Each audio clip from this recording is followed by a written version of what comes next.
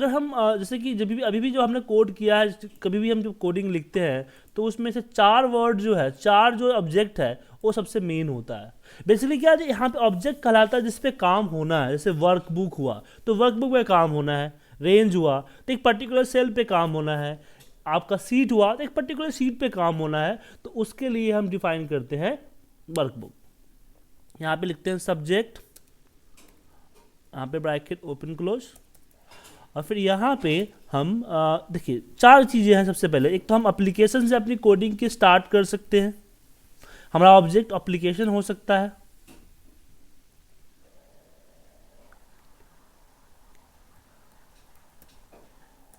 दूसरा हमारा वर्कबुक हो सकता है। तीसरा हमारा रेंज हो सकता है, सीट हो सकता है। चौथा हमारा रेंज हो सकता है। तो ये 4 पिलर है आपके माइक्रोज के लिए। माइक्रो प्रोग्रामिंग के 4 पिलर है कि हम कोडिंग एप्लीकेशन स्टार्ट कर सकते हैं, वर्कबुक स्टार्ट करते हैं, सीट से जाते हैं, रेंज से स्टार्ट करते हैं। 80% आपका कोड जो है इसी से स्टार्ट होता है। आप मैक को रिकॉर्ड करके भी देख लो, इन्हीं 4 में से कोई वर्ड, एक वर्ड से आपका पहला लाइन, कोई भी लाइन के पहला वर्ड होगा, जिसको हम बोलते हैं एक्शन।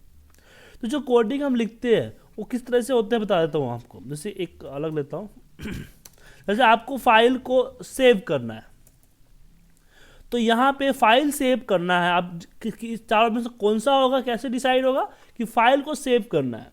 तो ये जो काम है आपका, एक किसको इफेक्ट दे रहा है, फाइल को इफेक्ट दे रहा है। File it means workbook. तो यहां पे आप लिखेंगे वर्क बुक्स, ये आपका ऑब्जेक्ट हो गया। और अब फाइल, अब बहुत सारे फाइल, इसमें कौन सी फाइल को सेव करना है, तो उस पर्टिकुलर फाइल जिसको आपको सेव करना है या सेव एज करना है उसका नेम विथ एक्सटेंशन लिखोगे। ये आपका ऑब्जेक्ट, और ब्रैकेट में ऑब्जेक्ट डिटेल हो गया। और फिर डॉट लगाएंगे किसके लिए, सब ऑब्जेक्ट के लिए, सब्जेक्ट या फिर एक्शन। इसमें सब ऑब्जेक्ट नहीं है, एक्शन है, तो एक्शन देंगे यहाँ पे सेव, यहाँ पे सेव एज। और फिर एक्शन डिटेल की कहाँ सेव होना है, मतलब कि फाइल नेम।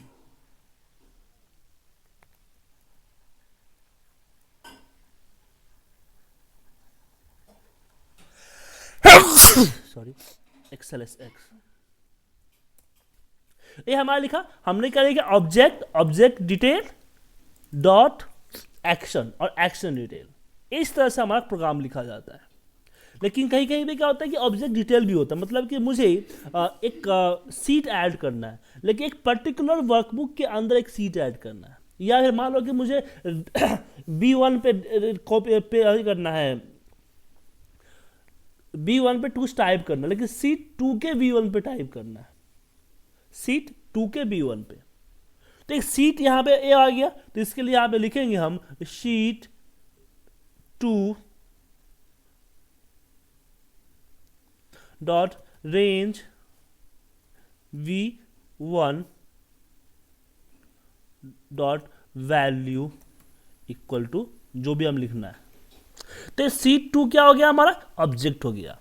ये रेंज भी तो ऑब्जेक्ट है, तो ये सीट 2, अगर सीट 2 आगे लग गया तो ये सब ऑब्जेक्ट हो गया। इस ऑब्जेक्ट का सब ऑब्जेक्ट, और सब ऑब्जेक्ट का डिटेल्स और इसकी एक्शन, और यहां पे एक्शन डिटेल। इस तरीके से हम प्रोग्राम लिखते हैं। लेकिन जब भी हम प्रोग्राम लिखते हैं तो हमें एक एल्गोरिदम की जरूरत पड़ती है, क्योंकि हम कोडिंग को स्टेप बाय स्टेप लिखना होता है, ऊपर नीचे नहीं हो सकता। जैसे कि आपको फाइल सेव करना, आप मान लो कि फाइल क्रिएट करके सेव करना है, तो ऐसा नहीं कि आप सेव करने का कोडिंग पहले दो, क्रिएट कोडिंग नीचे बाद में दो, नहीं, पहले हम सेव करेंगे देन हम क्रिएट करेंगे। तो पहले क्रिएट करेंगे देन सेव करेंगे। तो इसके लिए हमें एक स्टेप होना चाहिए, पता होना चाहिए। तो उसके लिए हम एल्गोरिदम तैयार करते हैं, जैसे कि स्टार्ट। एल्गोरिदम क्या होता है, एक इंग्लिश लैंग्वेज में लिखा हुआ स्टेप्स होते हैं। Start, add new workbook, save as Jan dot XLS X in E drive या फिर जो भी लोकेशंस है। Add new worksheet, rename Jan, select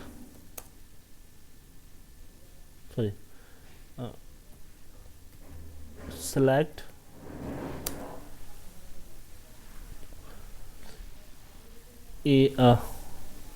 A1, enter name, select V1, enter role, select C1, enter marks, save file, close file and ये आपका algorithm हुआ। मतलब कि क्या होता है, सुनिए कोई प्रोग्राम जब बनाना होता है उसको हम एनालाइज करते हैं। एनालाइज करने के बाद देखिए प्रोग्रामिंग के जो पार्ट होते हैं, पार्ट ये होता है एनालाइज, एनालिसिस होते हैं पहले कि हम प्रोग्राम को एनालिसिस करते हैं, देन उसकी एल्गो तैयार करते हैं, देन उसकी हम कोडिंग लिखते हैं, कोड करते हैं, देन टेस्ट करते हैं, देन उसको अप्लाई करते हैं। अप्लाई या फिर उसको हम फ्लो चार्ट कहते हैं एक तरह से। ये प्रोग्रामिंग करने का एक मेथड है। तो हमने एनालाइज करके अपने स्टेप्स एनालाइज किया, फिर उसके एल्गो के हिसाब से स्टेप तैयार कर दिया। हमने देख लिया कि हमें इस प्रोसेस से अपने माइक्रो को बनाना है, हमें एक काम करना है। इसमें ध्यान रखिएगा दो काम के लिए एक लाइन नहीं हो सकता। जैसे कि यहाँ पे ऐड न्यू वर्कबुक और save add new work jan.xls drive नहीं, क्योंकि आप एक बार में एक ही काम कर सकते हो। खाए तो फाइल ऐड कर सकते हो या फिर आप उसको सेव कर सकते हो, दोनों काम एक साथ नहीं कर सकते हो। और स्टेप में होना चाहिए कि ऊपर नीचे नहीं होना चाहिए, एक सीक्वेंस में होना चाहिए। और इसी सीक्वेंस में आप इसकी प्रोग्रामिंग करने चल बैठो, प्रोग्रामिंग कर दो। जैसे कि हमने हुआ ऐड न्यू वर्कबुक, तो हमने देखा ऐड न्यू वर्कबुक, तो एक किसका पार्ट है, वर्कबुक का पार्ट है। तो यहां पे लिखेंगे हम वर्कबुक डॉट ऐड। अब इसमें ऑब्जेक्ट आया, ऑब्जेक्ट डिटेल क्यों नहीं हुआ, क्योंकि ऑब्जेक्ट डिटेल अवेलेबल नहीं है, ये नई ऑब्जेक्ट क्रिएट कर रहा है। देन आता है सेव एज जैन। तो यहां पे अगर हम सेविंग मेथड डालेंगे वर्कबुक्स डॉट ऑब्जेक्ट डिटेल, तो यहां भी ऑब्जेक्ट डिटेल मुझे पता नहीं है। क्यों नहीं पता है, क्योंकि अगर हम मान लीजिए इस तरह से डालें कि वर्क बुक्स, यहां पे हमने डाल दिया मान लीजिए कि बुक 2, जरूरी तो है कि बुक 2 ही होगा, बुक 3 भी हो सकता है, बुक 4 भी हो सकता है, कुछ भी नाम हो सकता है जब वर्ब ऐड करते हैं, तो ऐसे लिमिटेशंस नहीं है। लेकिन इतना जरूर जानते हैं कि जब हम वर्कबुक ऐड करते हैं तो वही सीट एक्टिवेट होता है। तो हम यहाँ पे active workbook dot save as कर सकते हैं। सेव एज कहाँ में, तो ई ड्राइव के अंदर यहां पे डाल देता हूं फैब जैन, जो भी नाम ले, एक्सएलएस एक्स के नाम से। हो गया हमारा, तो ये हो गया। तो हमने दूसरा लाइन पर होगा, दूसरा ऐड न्यू वर्कशीट, सेम ऐसे ही वर्कशीट ऐड करना है, तो यहां पे शीट्स के ऊपर जाएगा, शीट्स डॉट ऐड, और फिर सेम यहां पे शीट्स को रीनेम करना है। तो शीट्स को रीनेम करने का तरीका होता है कि शीट्स के अंदर में हम नाम लिखते हैं, जो नाम हमको है। यहाँ पे अभी पता नहीं है कि शीट जो ऐड होगा उसका नाम क्या होगा, शीट 2 होगा, शीट 3 होगा, क्या नाम होगा, मुझे आइडिया नहीं है। लेकिन इतना पता है जब भी शीट ऐड होती है तो एक नई शीट इंसर्ट करती है। तो यहाँ पे हम कर देंगे active sheet dot name equal to Feb, या जो भी है। जैन मैंने इसलिए डाला हूँ क्योंकि ऑलरेडी जैन फाइल क्रिएटेड है मेरे इस लोकेशन में। 2 स्टेप हो गया। देन आप आता है सिलेक्ट A1, तो ये एक रेंज को सिलेक्ट करना है तो किस पे आएगा, रेंज पे आएगा। तो यहाँ पे लिखा मैंने रेंज A1 डॉट सिलेक्ट, उसको कॉपी किया, फिर नीचे पेस्ट करते हैं, सॉरी फिर यहाँ पे क्या है, इसकी वैल्यू टाइप करनी है, एंटर नेम, तो यहाँ पे लिखेंगे सिलेक्शन या फिर एक्टिव सेल, जो भी लिख सकते हो आप, active cell dot value equal to roll number, तो नेम होगा, नेम, ये हो गया। ऐसे 3 स्टेप लेकर चलना है, तो मैं इसी को 3 बार कॉपी पेस्ट कर देता हूँ, 2 बार यहाँ पे, हाँ, तो यहाँ पे B1 हो जाएगा और यहाँ पे नेम की जगह हमारा हो जाएगा रोल नंबर, यहाँ पे हो जाएगा आपका C1, यहाँ पे हो जाएगा मार्क्स,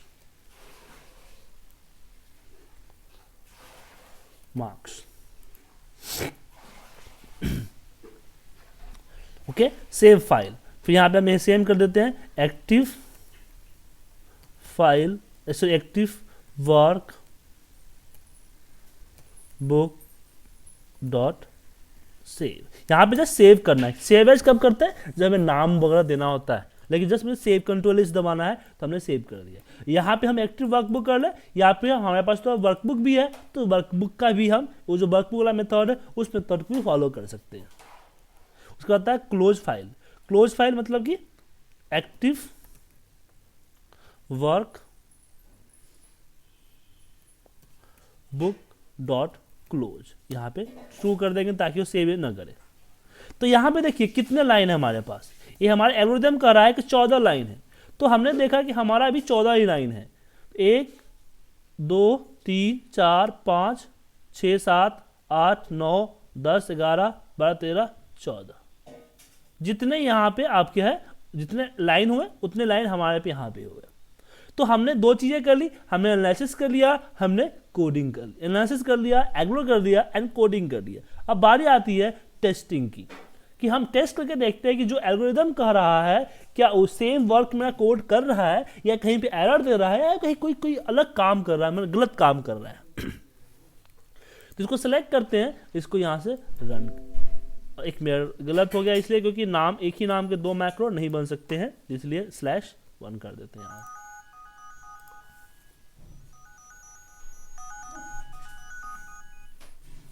हेलो, हाँ किशोर जी,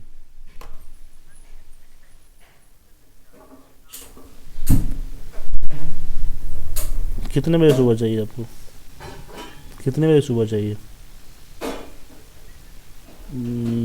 10 बजे, 11 बजे, 12, 1 बजे हो सकती है सर, 1 बजे, 10 से 11, 11 से 12, 12 से 1 कंटिन्यू क्लास है, 9 से 10 भी क्लास मैंने ले लिया किसी का, 8 से 9 में भी मिल सकता है, लेकिन उसके लिए एक बच्चा, एक कल बताऊंगा, आज नहीं बताऊंगा, एक बच्चा का बैच ख़त्म हो रहा है, तो आज कल में बैच ख़त्म हो जाएगा तो आपको मिल जाएगा वो, या शाम में 5 से 6 ले लीजिए, हाँ 5 से 6, 6 से 7 दोनों खाली है।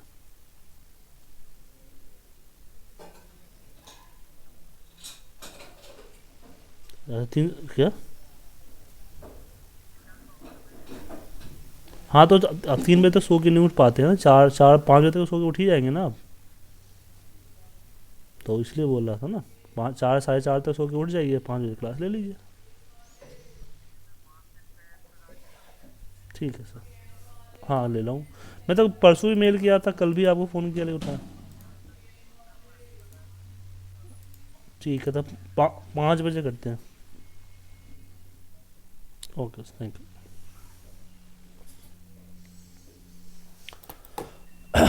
सॉरी सर, तो हमने यहाँ पे इसको एक बार रन करता हूँ, हाँ काम मैक्रो अच्छी तरह से परफॉर्म कर गया है। अब चेक करना है कि मैक्रो ने जो काम किया वो सही किया या गलत किया, तो फैब नाम का फाइल उठाता हूँ, फैब यहाँ पे सही किया, तो ये हमारा टेस्टिंग हो गया। उसके बाद अप्लाई, अब प्रॉब्लम क्या होती है, जो छोटा सा मैक्रो था, लेकिन जब ऑफिस में आप काम करते हैं तो ऑफिस में आपके पास क्या होता है, एक बड़ा मैक्रो होता है। बड़े रिपोर्ट्स होते हैं, तो उसकी अप्लाई ऐसा तो नहीं है कि एक बार अप्लाई कर दोगे। तो अप्लाई करने के लिए आपको एक स्टेप होता है कि पहले इस मैक्रो रन करना है, डेटा सेलेक्ट करना है, फिर मैक्रो रन करना है। तो उसके लिए हम लोग अप्लाई करने के लिए फ्लो चार्ट यूज करते हैं। तो फ्लो चार्ट में क्या होता है, स्टेप लिखते हैं कि स्टेप यहाँ से कि आप पहले आपको, जैसे कि यहाँ पे मैंने, अगर इसी की बात करें तो हमने यहाँ पे स्मार्ट इसमें इसी में गए, इसी से ले लेते हैं हम।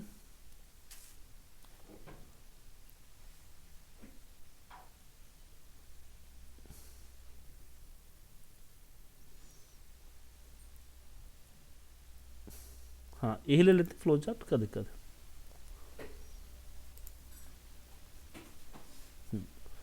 यहाँ पे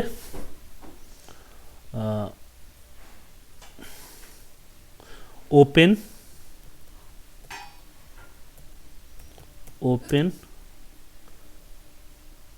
अब किसमें, बुक 1, जो भी फाइल है बुक 1। उसके बाद मैंने बोल दिया गो टू मैक्रोज। अब प्रॉब्लम क्या है, गो टू मैक्रोज तो हमने कर दिया, लेकिन गो टू मैक्रोज किस में है, तो यहाँ पे व्यू दो जगह होता है, एक तो व्यू में होता है, एक हमारा डेवलपर में होता है।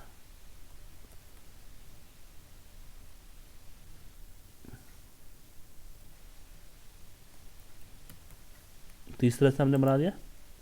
फिर यहाँ पे आता है, नेक्स्ट में आता है select macros RR, click run, wait and check result. इस तरह से फ्लो चार्ट बना देते हैं।